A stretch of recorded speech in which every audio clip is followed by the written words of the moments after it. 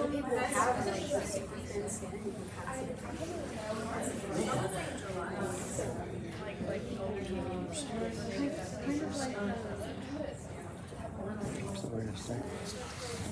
Okay. Talk about the respiratory system. And with this respiratory system, I've got an axolotl up here. This is an animal that lives in the water, and I chose this because they are set up well to have the ability to go from where there is oxygen to moving it into their body. Okay, so if we were going to build something to get oxygen into our body, we would follow what this axolotl does. And one of the things is we would expose the respiratory system to where the air is. Okay, and you can see that we've done that here. Now these guys are going to extract the oxygen from the water. Okay, they extract the oxygen from the water. So is their respiratory system adjacent to where the oxygen is? Yeah, they're out there in the water, right? So it looks good. So we don't need a lot of energy moving it around for us. Okay. The second thing I could ask is we need to have it connected to the circulatory system, because these guys have a heart, they have a circulatory system like we do, so they're going to move it around their body. The blood's going to move around their body. Is it got a lot of circulatory system hooked to this respiratory system? Well, yeah, we can see the blood, right? We can see the blood in the gills, okay? So that's going to be beneficial. The third thing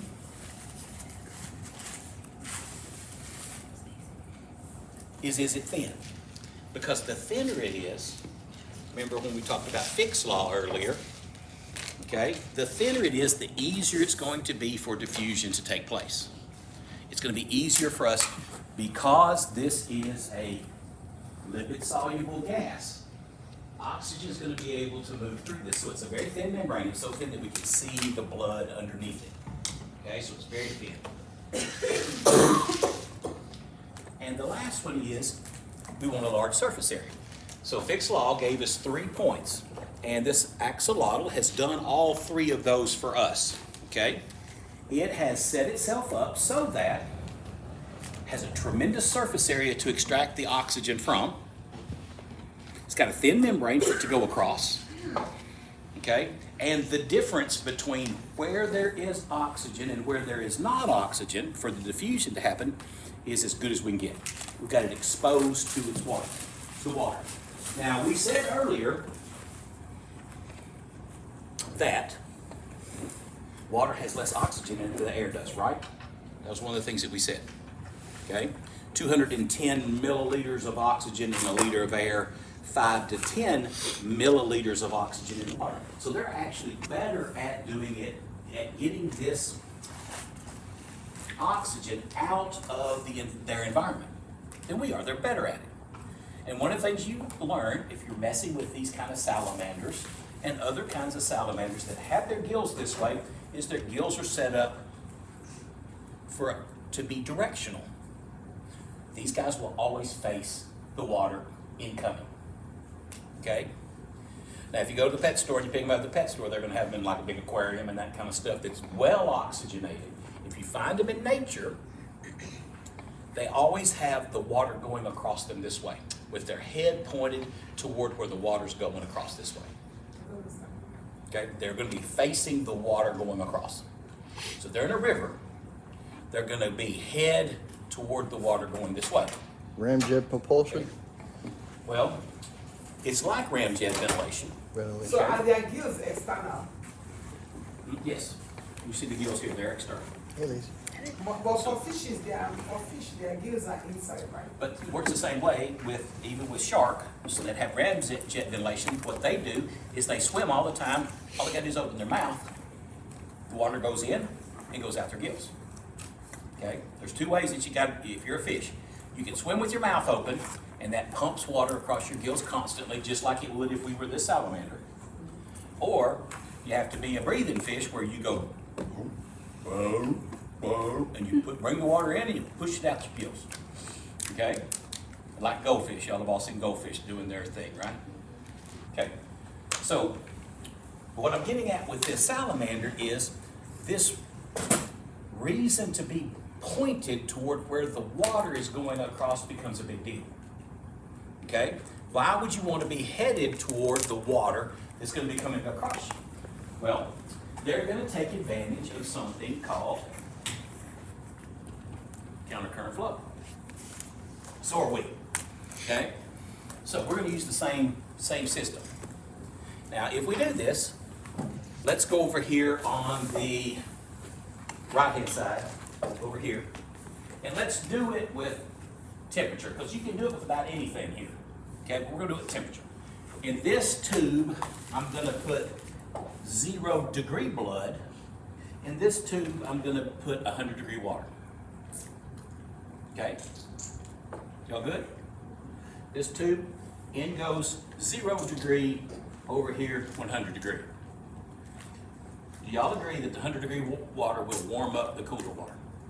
And the cooler water will cool off the warmer water, right? That's the way it works. And when we get, if this is long enough, we get both of them to be 50-50, right? Y'all agree? Nothing special about this, right? Okay. Same thing, let's do it with oxygen now. If I put water that has 100% oxygen in it, and there's 0% oxygen in this way, would oxygen go from high concentration to low concentration across this? Yes. So when we get done, would we be also at 50-50? Yes. Okay. This is called concurrent. Okay, it's going the same way. Okay? Or parallel flow, they'll even call it. Okay? And how good is it? It's 50% good, right? It's 50% good at extracting whatever was in the other two. Y'all good with that? Okay, let's run it the other way. In this one, let's put 100 degree water in this side, and let's put 0 degree water in this one. Okay? So, since this is cooler, okay, is the warmer water over here gonna warm this up? Okay? So, as it's made its way down, has this water over here gotten cooler? Yeah. While it's warming this up, this one's getting cooler. Okay? So, if we get down here, notice we may be 15%, 15 degrees, let's say, but it's still 10 over here, so that we can still warm it up as it gets closer to the 30 degree water, right? And then we warm it up a little bit more, we warm it up a little bit more, we warm it up a little bit more. Does it stop at 50-50 this way? No. It continues on. Because it's always being met with water on the other side that's warmer. Colder water is always being met with warmer water. As long as this is long enough, right? So could we do the same thing with oxygen? Could I put 0% oxygen in one, 100% oxygen in the other? Could I get them to approximate 100% efficiency if they're running countercurrently? Yes. Yes. That's what this does. Just by flowing them this way. Okay? So now let's go back to our salamander. Why is the salamander pointed toward the water? The water's going this way, it's got the oxygen in it, right? In its gills that are sticking out here, which way do you think the blood goes? Goes the opposite. It goes this way, right? Yeah. So we get this countercurrent flow. Okay? We find this in fishes, we find this in salamanders. Okay? The ramjet ventilation we were talking about, if you swim with your mouth open, water goes in and out the gills, right? Which way do you think the blood is flowing in those gills? That way. If you turn them around and you open up your fish's gills and you blast water through it this way, it doesn't get enough oxygen. It only gets 50% of the oxygen intake because the blood's going the wrong direction. Okay? So in us, what if we have the oxygen coming in the lungs this way and we run the circulatory system against it? Will that benefit us? For sharks, do they prefer to swim up current or as long as they're swimming. As long as they're swimming, it works for sure. Okay, so What was the question? I didn't get it. the sharks like to swim up current. Okay, the cool thing is sharks, if they stop swimming, they drown. Right? So, now there's certain species of sharks that can do that pumping mechanism, yes. There's a lot of species that they gotta keep swimming. Even if they're sleeping, they're swimming. Okay? Which would be bad if a new ship sank, right? And you didn't know that ship was there and just ran into it while you're sleeping, right? So, but this is gonna be important to us. This counter current flow is gonna be important to us to make sure that we can do better than 50% efficiency, okay?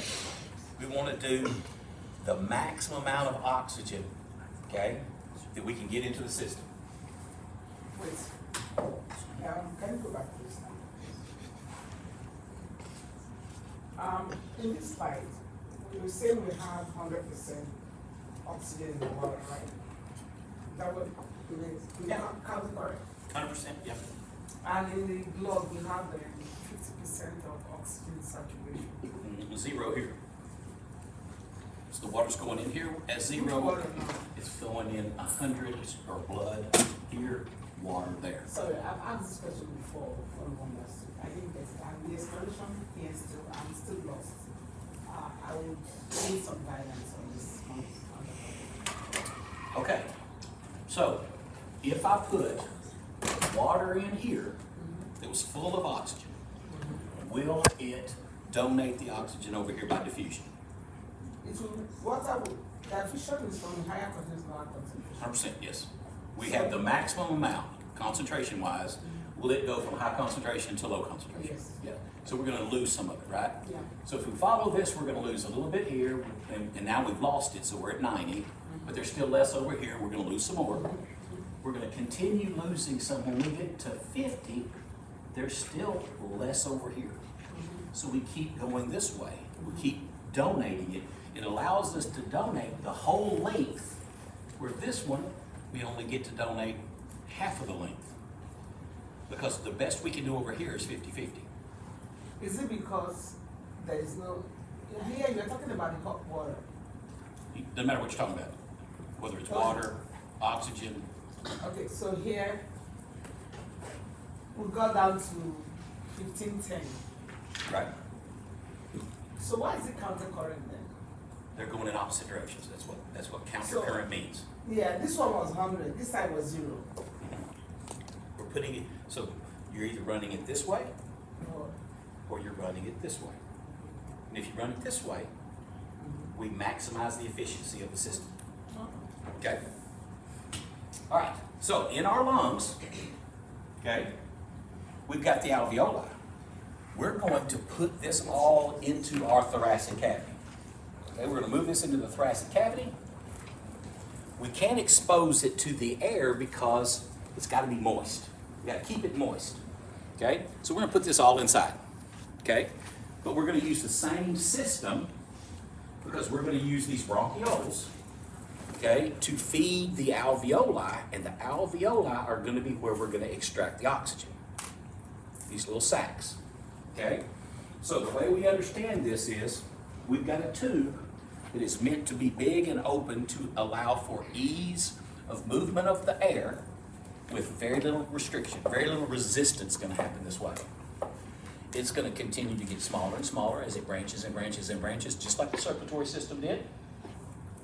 When we get to the ability to do the actual extraction, we have to be down at the level of the alveoli, because that's where the circulatory system is going to come into play. Okay? So here's our tube. We breathe it through our nose. We've got this whole nasal cavity that has these nasal concha, or the bones. They're also known as the turbinates in that nasal cavity. It makes its way through this. We warm it, we whirl it around. It gives us the ability to sense what is in that air too, right? How many of y'all have walked into a bathroom before and just turned right around and walked right back out, right? Because I didn't want to be in there, right? Okay, somebody has fouled the bathroom, okay?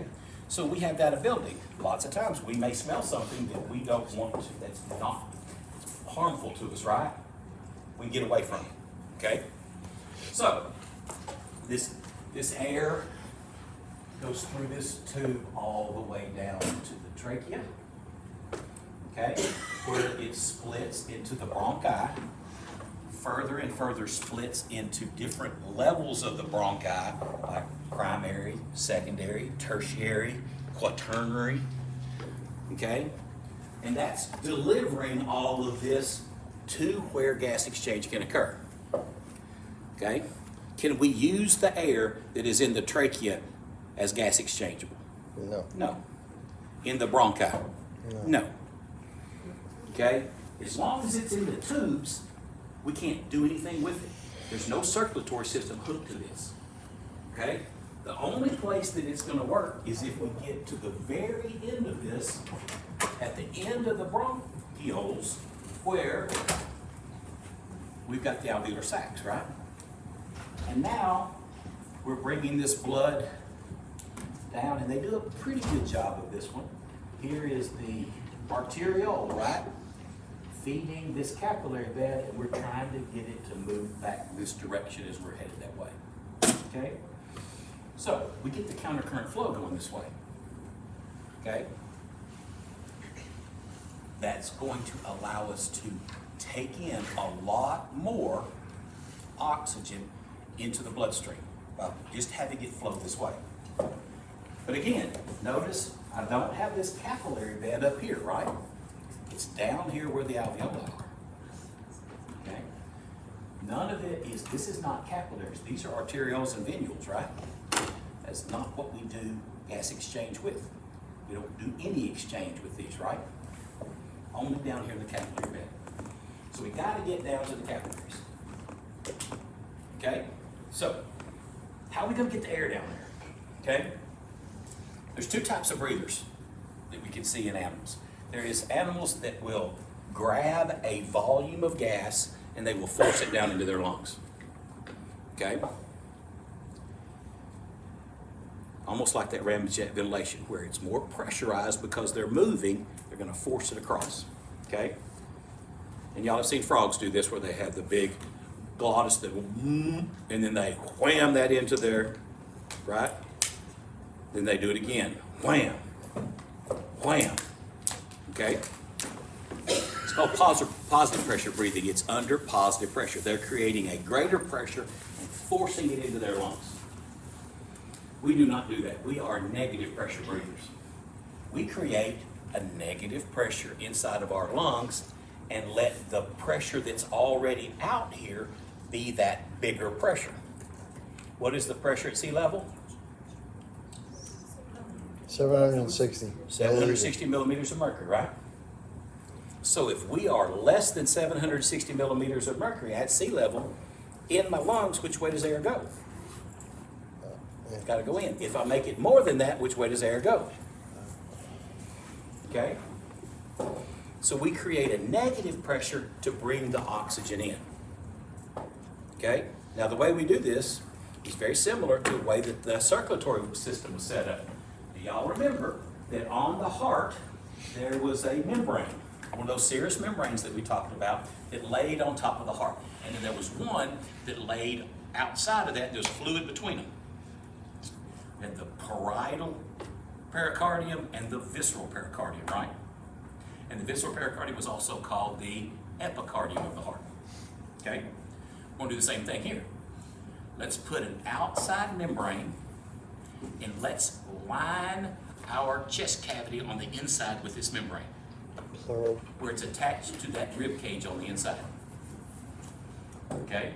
And we would call that the parietal pleural membrane, because pleura for lungs. Okay? And then let's put water. And then let's put another membrane, and let's put this membrane up against the lungs. So where the water is, what's that space called, where the water is? Where the water is. What is the space called? Where the water is. I'm serious. Okay? Because it's really not a space. Okay? Because there's So what's water. the name of that water? I'll explain. Okay? So here's the deal. Up against my chest cavity, I've got a membrane, right? Then I got water, Does water like water?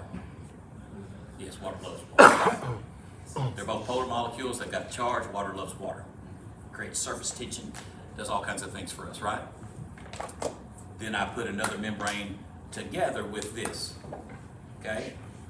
How hard is it if you were caught out in a rainstorm, you had 2 t-shirts on? How hard is it to separate that one t-shirt from the other t-shirt if it's wet? Sticky. Yeah, they stick together, right? That's what's happening in here. They're going to stick together. So whatever we do with the thoracic cavity, with the rib cage, it's going to cause it to pull on this, which is going to cause it to pull on this, right? Which if this is attached to the lungs, what the lungs are going to do? They're going with it. They're gonna expand. This is how we're going to change the volume. Okay? We're going to change the volume. So, parietal pleural membrane up against the inside of your chest cavity. Okay? Water, and then visceral pleural membrane attached to your lungs. Okay? Now, let's say I've had enough. Go favor. Had enough of you. I'm going to collapse one of your lungs. That seems a little rough to me right off the bat too, right? Right off the bat, it's a little rough. But, so I take a knife and I sneak up behind her and I insert it. Because I like her, I'm gonna let her keep her right lung. We'll do the left lung because it's smaller, right? So I take, and between her rib cage, I insert this little pointy knife. It's tiny though. And it goes through the skin, it goes through the muscle that's there, okay? And it goes right in, and it just barely pierces the parietal pleural membrane. So that it allows air to move in to that, where that normally that water was now. Air's going to get in and it's going to separate those two things. What's going to happen to her lung? It collapses. Okay? How do we fix it? Plug a hole. Plug the hole. If we plug a hole, it's going to remain collapsed. Get rid of the water. We got to take the air out, right? So we take a straw, we stick it in that hole, we suck the air out, and that pulls on the lungs back and back and back and back. As soon as we get fluid, we can stop. Okay? And then we have to plug the hole now. Okay? We put our finger in there. Okay? And you're back to using it again. Okay? That's how critical this is. That's how easy it is to collapse a lung too. Right? Sometimes a rib breaking can cause a lung to collapse because it pokes a hole in that parietal membrane and allows air in. Okay? So, all we've got to do to manipulate the volume of the lungs now is change the thoracic cavity, right? And we've got different muscles that we can utilize to do this. Okay? Remember that the blood is separated from the air in the lungs by, the blood has a capillary that it's in, right? If we're at the alveoli, and the lungs, the alveoli, has one layer of tissue. Both of them are simple squamous epithelium. It's as small as we can get it, y'all. In between two systems. So each system has to have their own portion to this. Okay? So the capillary has simple squamous epithelium. The alveoli has simple squamous epithelium. That's all we've got to pass this through. And remember, it's lipid soluble. Nothing's going to stop it. Okay? So we got about a micron when we think about it. About a micron. Okay? It says the partial pressure of oxygen, okay, is about 105 millimeters in the lung air. It's only about 40 in the capillary, meaning there's a whole lot more oxygen in the lungs than there is in the capillary, right? It's going to diffuse across, okay? Also, down at the bottom, the partial pressure of carbon dioxide in the blood around 46, where it is about 40 in the lung. A little bit more, right? And again, these are arbitrary values, to be honest with you, because at a state of activity, that would change, right? If we were doing something, okay, active, it's gonna change the amount of carbon dioxide we're producing. That could increase, that kind of stuff. But what we're saying is, if there's more oxygen in the lungs than there is in the blood, it's gonna diffuse into the blood. If there's more carbon dioxide in the blood than there is in the lungs, it's gonna go the other direction, right? Okay? So, the distance here makes this work. Okay? It makes this work. And look how well it does it. If the partial pressure in the lungs is about 105 millimeters of mercury, once we upload it, it says the partial pressure of oxygen in the capillary as it exits the lung is about 100. Have we approximated that 100% efficiency this way? Yes. We've uploaded more than that 50-50 thing, right? Because we're going to continue to run them in opposite directions. Okay, that counter current flow helps us with this. Okay, so we get to load up more this way. So it kind of shows you this in diagrammatically. And again, these values don't mean anything. Don't think this is the right numbers, y'all. Okay, now yeah, they're probably fair under most circumstances, resting, that kind of stuff, but it's going to be different for different individuals. 105 and 40 loads up to 140, and then the 40 picks up more carbon dioxide over here, gives off the oxygen. 46 back to 40 now, and we head back up to the lungs, where this comes in contact with 105 and 40. I give up some carbon dioxide, I take on some oxygen, right? Up there. Go back to the heart, send out the extra 100 millimeters of mercury worth of oxygen and less carbon dioxide meets the tissues that have more carbon dioxide in it and less oxygen. We load them up. We load them up. Okay, the blood now has less in it. We go back. Okay, that's the system over and over and over again. And remember, that heart is set up for this. The oxygenated blood on the right-hand side, oxygenated blood on the left-hand side, right? So we're keeping them separate. Don't worry about that. So, Boyle's law is going to be, and Fick's law, Boyle's law deals with the pressure. This is what our circulatory system is set up on, just like this is what our respiratory system is set up, just like our circulatory system. I was getting ahead of myself, okay? Where we dealt with pressure, getting a specific pressure to the capillaries so that we can have exchange, and we can maintain that capillary hydrostatic pressure is greater than blood column osmotic pressure longer, so we do more filtering than we do reabsorbing, right? Okay? So we're going to have the same issue with pressure here. Pressure is going to drive this system, okay? And it costs us every breath we take. It costs us calories to breathe because we have to activate muscles to do this, okay? Boyle's law says when a volume of a given quantity of gas increases, okay? When a volume increases, what does that do to pressure? Decreases. So think about balloons is what I automatically think about. You got a balloon here, you know, the water balloon size balloon, okay? That's a volume, right? That's a volume of air. What if I put that amount of air in a bigger balloon? Is it going to be as pressurized? No. Okay? So what if I take that balloon, okay, and I increase the pressure? How would I increase the pressure? I start squeezing it. What might it do if I squeeze it enough?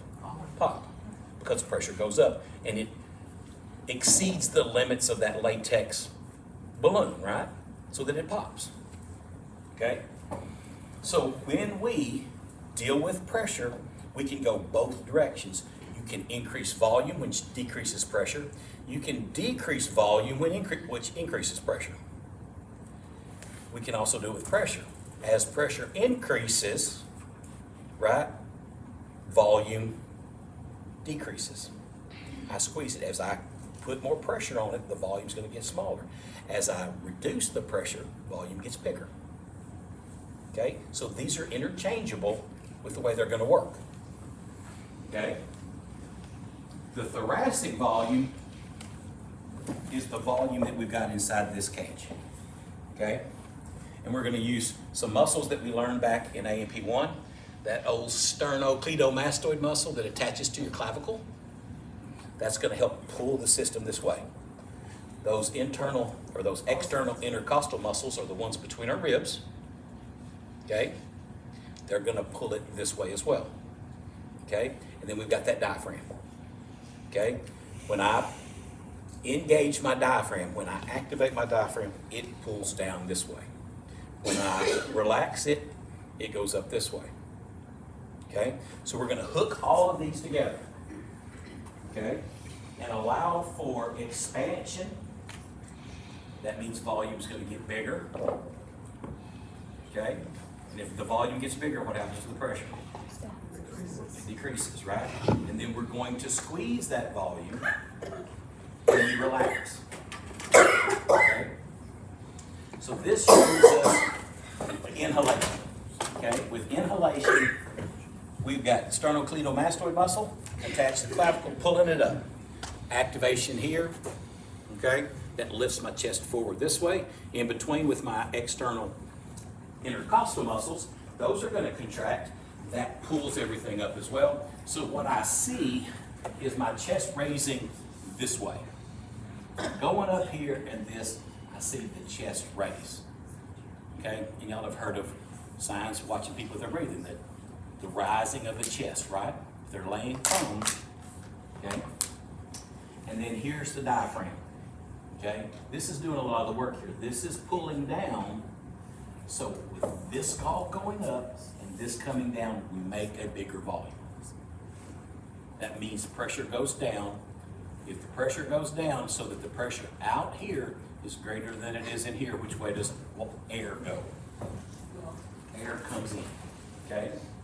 So then as we do exhalation, we're gonna relax things. If we relax, the diaphragm comes up, sternocleidomastoid relaxes, so these relax, the chest falls. Okay? So we see a chest rise when volume increases and pressure goes down. When we relax, we see volume go down, pressure go up. Okay? And as the pressure increases above what's on the outside, that can allow for oxygen, or air to leave is a better way to say it than oxygen. All right. So in lab, we did some breathing measurements this morning. We'll do some on Thursday, okay, with the other group. And you get a lot out of this, okay? There's a whole group of people that this is their job to go around to the patients and make sure that breathing is happening the way it should be, okay? Respiratory therapists do a lot with this. I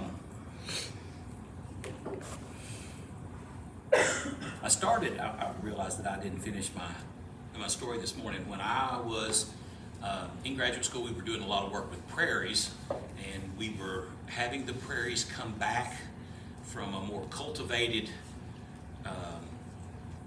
where people were hanging them and that kind of stuff. We're trying to get the prairie flowers back and the things. So the way you do that is to burn it. The prairies were all maintained by fire. Okay? So you set them on fire. You try not to catch anybody's house on fire and that kind of stuff, right? And when we were doing this, I inhaled a lot of smoke in one of these, okay? Got caught where the wind was at me, and I was having to work a part that we had especially gotten on fire that we needed to put out, and I had a big backpack sprayer on, so I was spraying, but I inhaled a lot of smoke. It gave me pneumonia, okay? So I go to the doctor, and they give me one of them respirometers that we use in class. And he said, I want you to blow into this. So I blew into it, and he looked at the value, and he said, oh, yes, you've got pneumonia. And I thought, even at that point, I thought, well, now, wait a minute. He doesn't know how much it was before, right? Because that's not something I had done. And I kind of questioned about it. He said, but for a person your size, and you don't smoke, right, it should be approximately this. okay? And he says, and you don't have asthma, so this should be your number. And your number is significantly less than that. I was like, okay, well that made a little more sense to me, okay? But I still, as an adult, I think, wouldn't it be easy to do it with as your doctor to get a good, what is your vital capacity? What is that value at right now? Okay? So that you can really see differences in yourself. Okay? So, that's one of the things that we do. Right now, y'all are sitting here, you're not needing a lot of oxygen, because what's the oxygen for? Making energy, right? It's for making energy at the mitochondrial level. Okay? Y'all don't need a lot of energy. Y'all aren't doing a whole lot right now. Okay? So it's limited as to what we need, right? If we're on a treadmill, that's different, right? We need more energy if we're going to sustain our walking on the treadmill. Now let's make it jogging. Now we need more energy to jog, right? And now let's pick up the pace where we're going pretty good now. Okay? Now we need more, right? And now we turned it into a sprint. We need a lot, right, of oxygen to keep this going. And in fact, the reason we're going to stop sprinting most of the time is we can't deliver enough oxygen to the tissues. That's when you stop. Okay? Or at least you slow down, right? You start hitting the button real fast, slow down. Okay? But I also see people just jump spread-legged, right?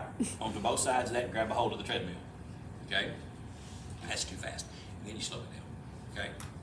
But the reason that we're not able to do that, just like the reason we're not able to lift that weight, we did it 37 times. Why can't we do it 38? It's not that we're not strong enough.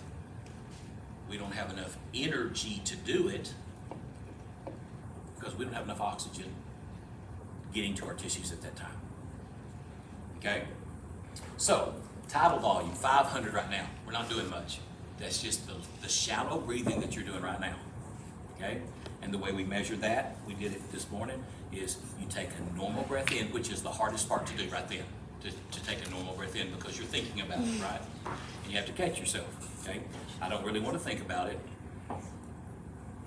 And then you just blow your normal breath out. That's about 500 milliliters, okay? And then another big one that's easy to calculate is the vital capacity. This one's real easy because this is take the biggest breath that you can take in and blow it out. Okay? And notice it says for men, that's about 4.6 liters. For females, that's about 3.1. Right? And I was sitting with Rebecca. Rebecca, what was yours? 2.6. 2.6. Okay? And I was like, but she's little bitty, right? She's little bitty, right? So it would depend. It depends on a lot of things that go into this, right? We talked about when she used to work for a cigar company, so she smoked. She didn't really make this stuff, right? But if you smoked, would that be an issue that would lower that? Yes. Okay?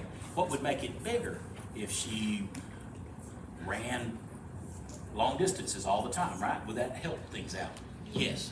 But still, she's not going to be able to do 4.6 ever, right? She's not big enough to. Okay? And I have had ladies that were able to do 4.6. Okay? So that's all based on size. Well, size, athleticism, I mean, there's a lot that go into that. So if I Okay. started running a lot, could I increase it? You could increase it some. Okay? So, me, just based on my size, about 4, I think I blew 4.5 today. Okay? Which is, for somebody that's getting close to 60, y'all, I feel good about that, right? And my wife's a lot closer to 60 than I am, so, okay. All right.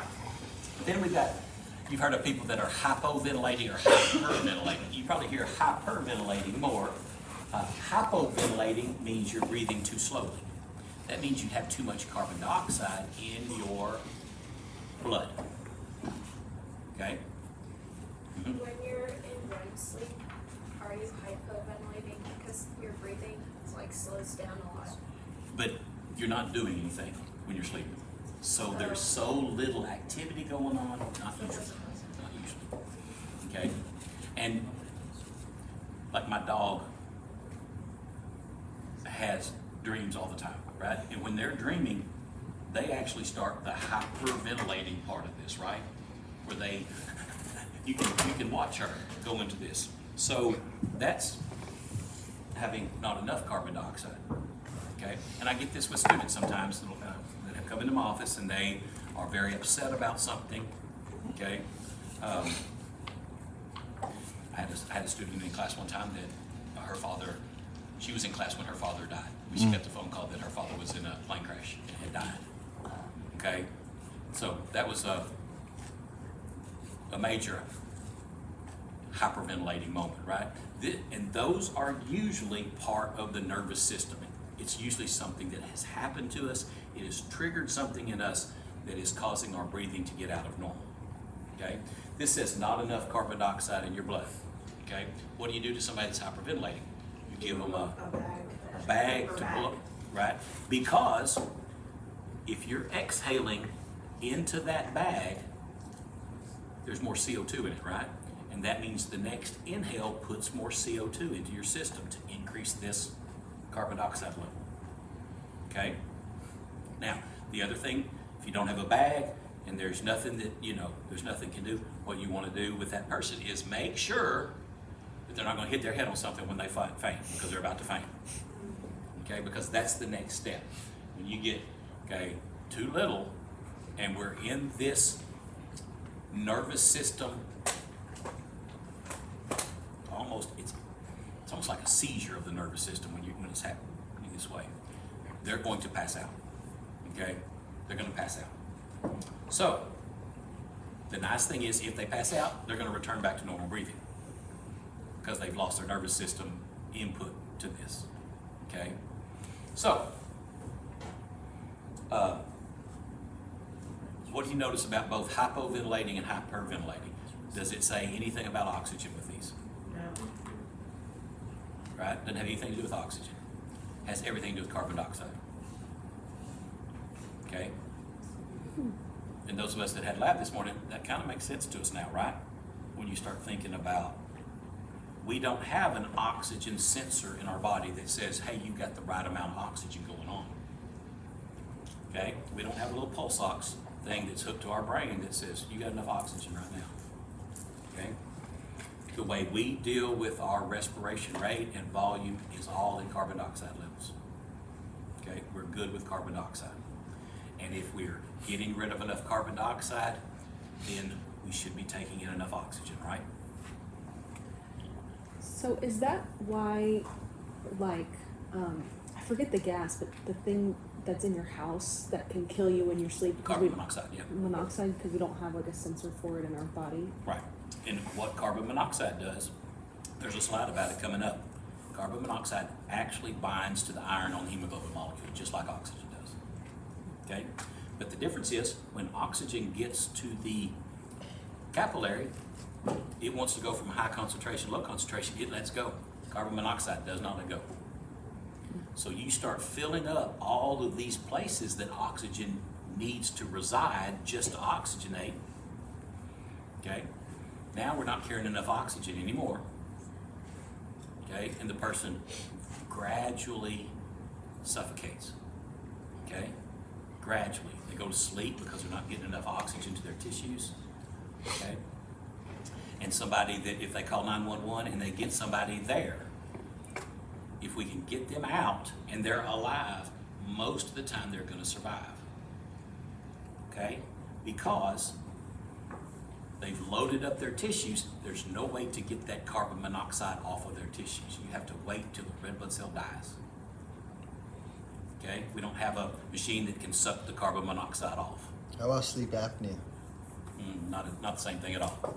Okay? No, well, sleep apnea doesn't allow you to get enough oxygen Right. while you're sleeping. But that's more, it's not where it's plugging into the hemoglobin. Hemoglobin molecule's not involved. It's just you're not doing it correct. Okay? So that's why the CPAP works so good. You're pumping that air through, okay, under pressure. So the carbon monoxide, the doctor pretty much has to let your body get rid of the red blood cells and put on new red blood cells. Well, luckily, there's going to be, what did we say, 3 million die every second? So every second, you're putting new red blood cells on board. So you gradually come out of this, okay? But a lot of times, we need oxygen with that person just to make sure they're getting enough oxygen with the carbon monoxide system. So that's a good question, okay?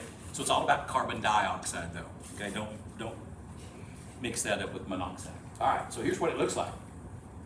We've got this respiratory system that is set up to get it down to the alveoli, okay? We've got lots of things, and we talked about this with the immune system. Lots of things to keep pathogens out of the system, because this is a nice way to get in, okay?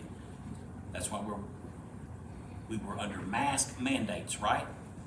Because it was a way that COVID could be transmitted, okay? I got a call from my sister at one point that said, okay, they've proven that the N95 masks are a lot better than the other masks, okay? And she sent me some of those from the hospital. She stole them, I think, okay? And she said, I am now also wearing my face shield with her mask, because entry point could also be in the eyes, okay? Okay, so, and she's not seeing patients now, y'all. She's just one of the ones that's talking to the nurses, telling the nurses what to do now, okay? So, we've got lots of things put in place. Y'all remember pseudostratified ciliated columnar epithelium with the goblet cells, okay, and how we can move it around and that kind of stuff, okay? It's set up for that. It's set up to be this big open area, that nasal cavity, right off the bat. We've got hairs in our nose, right, to start being a filter. We've got the pseudostratified ciliated columnar epithelium with mucus all in this system, okay? The whole system down till you get to where the bronchioles are, we're gonna have this, okay, where we can move things out of our lungs, okay? If you've ever spray painted something and then blew your nose after you spray painted, you know, okay, how much of that can get in your nose, okay, just by normal smelling. So, the surface area is massive that we're dealing with, okay? All those alveoli set up the way they do give us each lung with about 150 million alveoli. That is, in both of our lungs together, that represents 35 times your body's surface area. That's in your lungs. So when you're going back to Fick's law of diffusion, we hit the mark with surface area. Okay, it's 35 times the size of your body. Okay, it's simple squamous epithelium. It's made as thin as we can get it, so that really helps it. Here's simple squamous epithelium that belongs to the lungs. Here's the simple squamous epithelium that belongs to the capillary. This is the distance, that 1 micron distance is all we've got to diffuse across. So we do it well. And notice it's set up in this circular format where we can have the blood, where if oxygen's going this way, I can run it against the flow of oxygen's going this way, the blood's going this way as we oxygenate, right? That allows me to load it up even more with that countercurrent flow. Okay? This one's set up real well. It shows you the deoxygenated blood kind of going this way and then wrapping around and going this way. Okay? Even better than that setup is showing you how that countercurrent flow really helps this out. Okay? And while I'm here, it's the only place that gas exchange is occurring. It's not occurring here. It's only occurring down here, right? So in this bronchiole and all the other locations up, primary bronchi, secondary bronchi, tertiary bronchi, the trachea itself, what's in the nasal cavity, all of that area, we ain't doing any good with, okay? We don't exchange it there. How does very cold air play into this, and how does very hot air play into Usually this? cold air holds more oxygen. is from an amount, okay? From an amount. It's easier for us to warm it up, okay? So they actually think, a lot of the sports people believe it's better to work out in colder temperatures than it is in very extreme hot temperatures, as far as the body and the amount of oxygen. So, okay, in the lungs, there is a substance that is made by some septal cells called surfactant. And surfactant gets its name from surface active agent. So we put all that together and make surfactant. And it is this phospholipid and protein mixture that coats the inside of the alveoli. We were talking about how water sticks to water, right? And it creates a tremendous surface tension. This is the opposite. Okay? This makes it real slick and easy for us to open it back up. Where water would cause the alveoli to touch and then stick together, and it would be hard to pop them open, this keeps them open. They don't like to stick together at all. Okay? So it lubricates the inside of the alveoli. So when we are in the exhalation part and the lungs are compressing, the alveoli don't stick together. If that does happen, where you don't produce enough surfactant, they call it respiratory distress syndrome. And you've probably heard these people before when they're breathing. They're the real loud breathers under normal conditions. Okay? Almost like they're sleep breathing normally, where it's the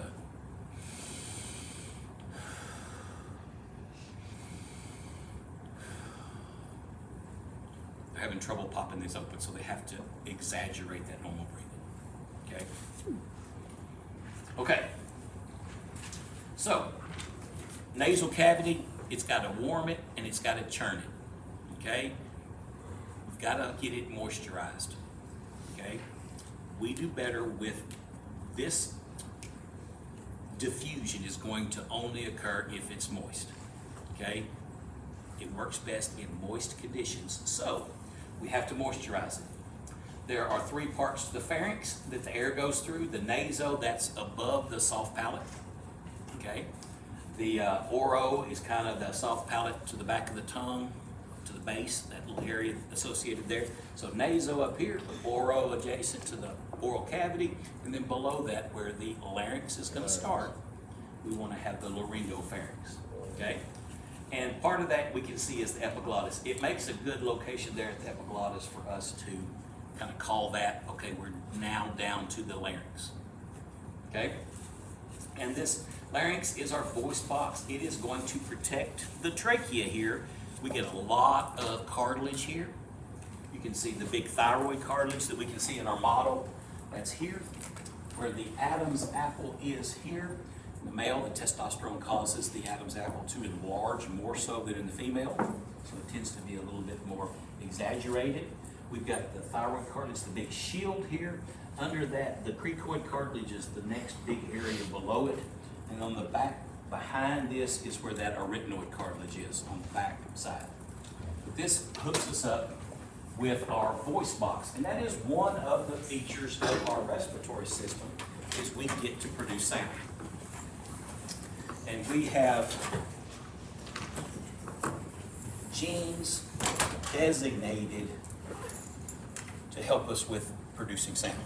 And we've actually been able to identify genes that we find in humans with our huge vocabulary that we don't find in other organisms that have the ability to communicate though, right? So, the way it works is sound is going to be produced on the exhalation. So what I do with, as a lecturer, I take in a big breath, load up my lungs, and I talk, and all that's coming out as I'm talking, and I just keep talking, and then at one point I got to go reload and do it again. Okay? So that's the way we talk. And y'all know that if you sing or anything like that, a big breath, and then we use our voice on the exhale. Okay? So if we're looking at the vocal cords here, the vocal cords are these white structures on either side. And this is somebody that is inhaling right now. They've moved the vocal cords out of the way and made it where the air can make its way through. When you're going to speak, we put those vocal cords together like this, and we vibrate them, okay? And if we vibrate them while they are really tautly pulled together, if I pull them very tight this way, okay, that makes a very high-pitched sound, okay? If I keep them loose and they're floppy, that makes a low-pitched sound, okay? So, give me a clicker, I'll show y'all this. When I was in graduate school, I had some problems with my throat, and I went to a ear, nose, and throat doctor, and he did this to prove to me that I didn't have the cancer in my throat. I had chewed tobacco as an Arkansas youth. My dad was in the military, so he would buy the big boxes of Levi Garrett chewing tobacco. And as soon as I was able to reach up and get them off the top shelf, in the cupboard, I guess it was okay for me to steal his, because he always knew there was always something missing, right? And I played baseball and that kind of stuff, so that ended though when I got married. I could not chew tobacco anymore once I got married. That was a rule. So, this is always scary for me. I have PTSD from doing what I'm about to do, y'all. When I was teaching at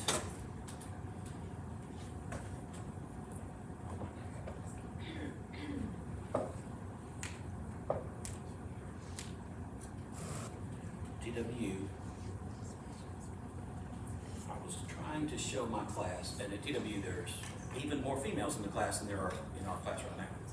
It was just all females, okay? And I wanted to show them how the epiglottis worked, okay? So when you swallow, the epiglottis would go down. So I went to videos on Google and I typed in swallowing video, hit return. No. It was all pornography. There was not one of those little thumbnails that wasn't a penis doing something, right? I mean, it was just, and I'm like, oh, and I'm smacking. So, it was not good. So I have some PTSD about it. So y'all be careful what you put in. Oh my God. You must have turned purple, man.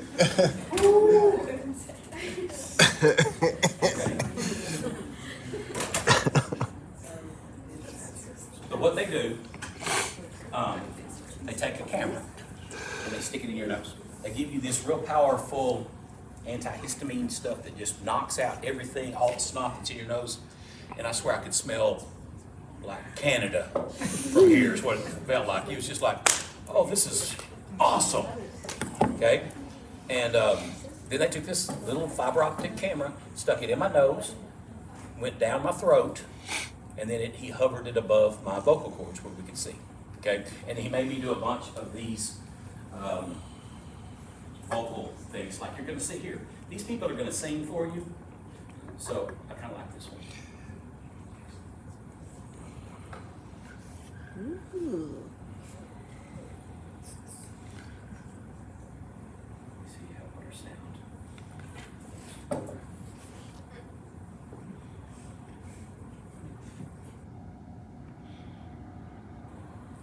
Here comes the camera going after her nose. And you see the concha there, see the, as you go through. Ooh.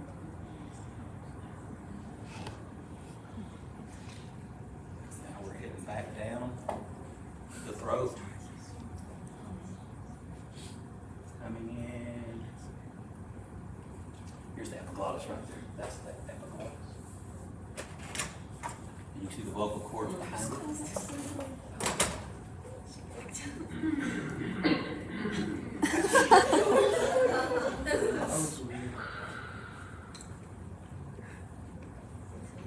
See the big breath in when they move them apart?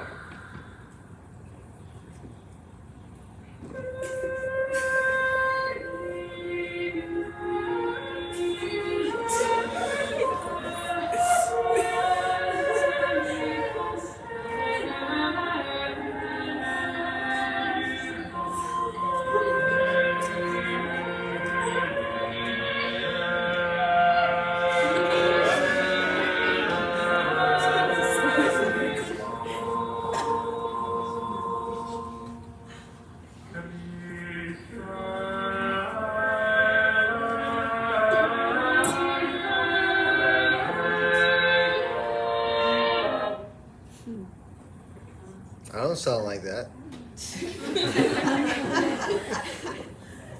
This is Beth.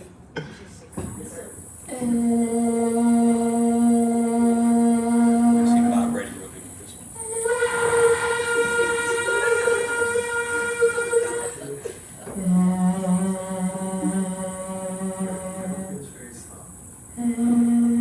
You'll see the C-ring cartilage in the trachea, which yokes are vocal cords. Right, see in there?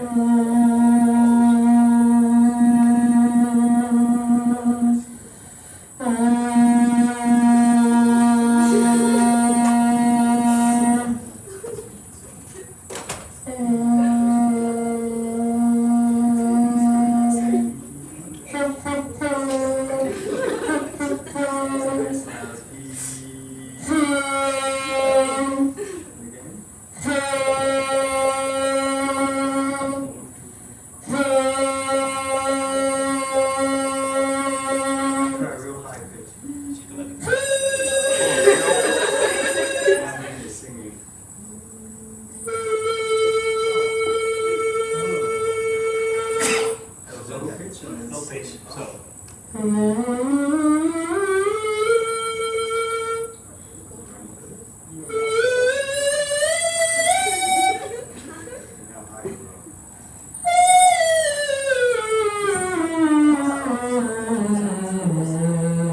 Nicole? There was a guy that did a TED Talk with the human beatbox. You ever seen that one? So the exploration area, so you're saying we have a high pitch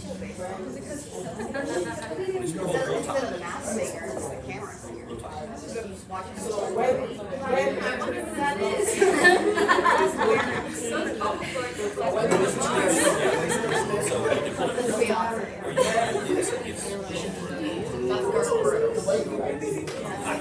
but when it's open, you can Air coming through. The battery died. Okay. So, when we do this, okay, as we said earlier, this is somebody taking an inhalation. So we are inhaling, we move the vocal cords out of the way, and it's attached, all these muscles are attached to the cartilage, as the vocal cords are, so that we have the ability to move these around. Y'all could see the cartilage there that was kind of weird, kind of rounded and blobby on both sides. You also see this epiglottis here, and you can see that part on this one here. This is all epiglottis. So to keep things out of this, we can cover these vocal cords with that epiglottis when we swallow, okay? And that prevents air and food and whatever going, that water and that kind of stuff going down, okay? We say that the sound produced here at the vocal cords are called phonation, okay? Phonation, like a phonograph. It's the thing that's making the sound, okay, with the needle on it, if you've got a turntable, that kind of stuff, right? Y'all probably don't even know that, right? Articulation is everything we do with the sound that's not produced at the vocal cords, okay? So, try not to move your tongue when you talk, right? Try not to move your lips when you talk, right? That's going to affect the sound that you hear, okay? If you've got tongue, teeth, lips, even the oral cavity, you know, if you've got a sinus infection and your sinuses are clogged, we tend to sound a little bit more nasally, right? And there's people with different sounds to their normal voice based on the way that all this anatomy is set up, okay? I remember my youngest cousin, he had the deepest voice. He was a little bitty kid, and I remember when he graduated kindergarten, the very first thing, he was the very first person on stage. He walked up to the stage, he took the microphone and he said, and he was little, "You may be seated." That's what his voice sounded. You're like, full-grown man talking, you know, and everybody just died laughing. And that was his whole role, was just to tell him to sit down. Okay, so, and then that changes. He doesn't sound anything like that anymore, you know. So, but you know how when the male vocal cords, males do this when we hit puberty, there's a growth spurt that happens here a lot of the time. And part of that is this is growing. So as this is growing, it causes you to tighten those more. So their voice breaks because they're trying to figure out how to adjust this for a while, right? And then once they get it down, everything's okay. Okay? But it's that learning about what's going on with vocal cords and that kind of stuff. All right, trachea is the windpipe. Okay, y'all could see the C-ring cartilage that was underneath it when we looked at them singing. This is hyaline cartilage, another name for it. Tracheal cartilage, C-ring cartilage, but we know it as hyaline cartilage. Okay, when we do a tracheotomy on somebody, if there is an obstruction that is preventing them from breathing, okay, we have to cut between this. So what we try to do is find a place here in the neck that we can feel that ring. So you make an incision this way first, okay? Look for the rings and then cut across the ring. And then you insert a straw, something like that, in there. And that allows, if this has been crushed, the air can, everything can work through that straw, okay? So that C-ring cartilage, it's very hard to cut through that when you're doing a tracheotomy. I've never had to do that either, so. The bronchi, they're also gonna have the C-ring cartilage, okay? And it's gonna keep everything that you really see in the trachea continues on into the primary, secondary, tertiary bronchi, all the way down to the bronchioles. Now, we're gonna get their cartilage, they're not gonna have the cilia. This is all gonna be about smooth muscle now, okay? So you can see the smooth muscle rings, that is part of our autonomic nervous system, and it regulates the diameter of our bronchioles based on the needs of the body. So there's a homeostasis for us to allow oxygen into these alveolar sacs, okay? The sympathetic division is going to dilate the bronchioles. Parasympathetic division constricts the bronchioles, okay? So we're able to squeeze them down so that even with somebody that has asthma, what's happening is we're squeezing them down so low that you're not getting sufficient airflow to the alveoli now. You're beyond, you're not in homeostasis anymore. So what typically we get bronchial dilators, that's what the inhaler typically has in it. So it immediately expands those, which allows for more air to be able to make its way into the sacs. Okay? The alveoli has that surfactant on the inside, surface active agent, to keep them open.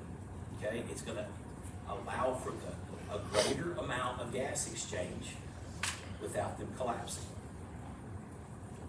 So, when we breathe in, this shows you inhaled air. About 21% oxygen, very little CO2, right? And then moisture. There's a little bit of moisture, and that could change depending upon where we're at, if it's a real humid day or not.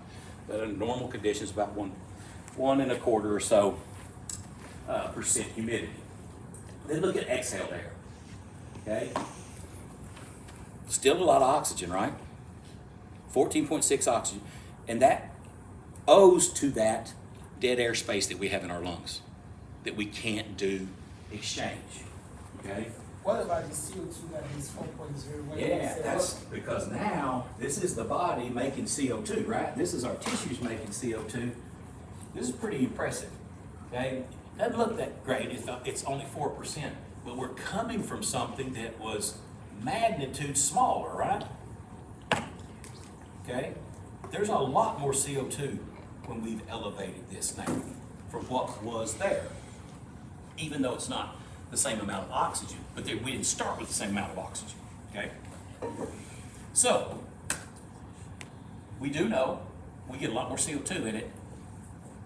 There is less oxygen, but is there half as much oxygen in that air that's exhaled?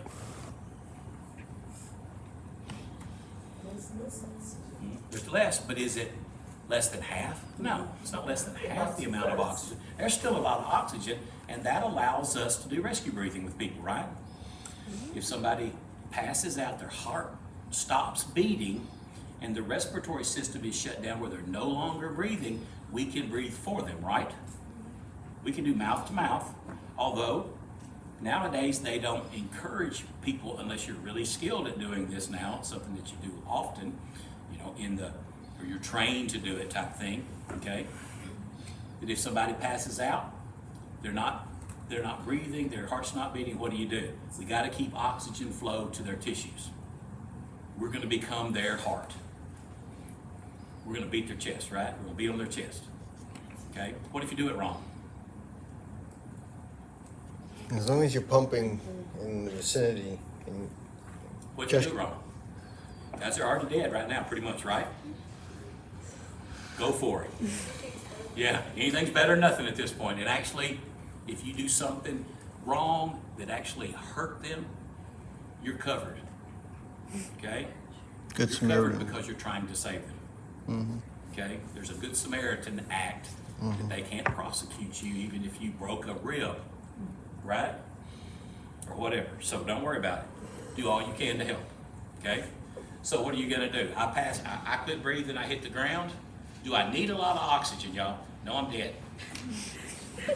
I mean, think about it, right? At this point, do I need a lot of oxygen? Anything you can give me is better than nothing. So more than likely, I was pretty well oxygenated when I went down, right? If we was in here in class, I've got some oxygen. Just keep it moving in me now. Because what you've got to keep alive is my brain, right? Once this is gone, they ain't bringing anything back, okay? How long can the brain go without oxygen? And it would be dependent upon the person. Usually they want to keep it to the 4-minute mark, that kind of stuff, 4 or 5 minutes. But if you're in water and you drown, that cold water sometimes allows 10 minutes without it, and they've been brought back for that. So there's some environmental stuff that helps with it. So when they say that somebody's like brain dead, like when they're like in an ICU on life support, is there like autonomous nervous system still functioning, like the Sure. breathing and everything? But like the Heart's brain, still beating. Now they may be on a respirator, right? But there's lots of people on a respirator, right? So they may be on a respirator, but their heart's just beating along because the heart does not need any nervous system involvement to beat, right? Okay, so when you're brain dead, that just means there's no neural activity in your brain. That's what they're considering. And at that point, that means that person,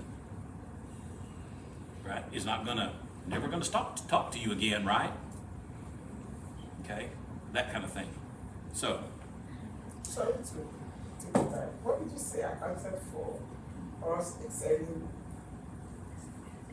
when we, for the 5.9 water we excel? So this is accounting for it. So the water itself is because we have to humidify everything, okay? So the humidity that we have, the moisture, with every breath we exhale, we lose some water, y'all. Okay, with every breath. And I told y'all I had a roommate, he had to hold the dang mirror up to his nose to make sure he was still alive. Sometimes he drank so much, okay? But it was easy because he would fog the mirror, okay? Think about that though in terms of how much water we need to drink a day. With every breath, there's more water leaving our bodies, right?